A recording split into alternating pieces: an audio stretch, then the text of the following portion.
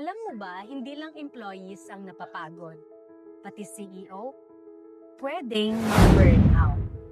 At kapag na-burnout ka, damay ang buong business mo. Hi, this is Mimi, your business owner bestie, turning passion into profit.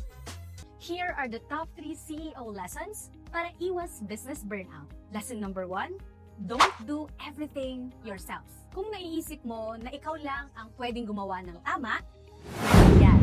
Learn to delegate kasi hindi mo maitatayo ang isang empire kung ikaw lang ang bricklayer. Learn to trust your team.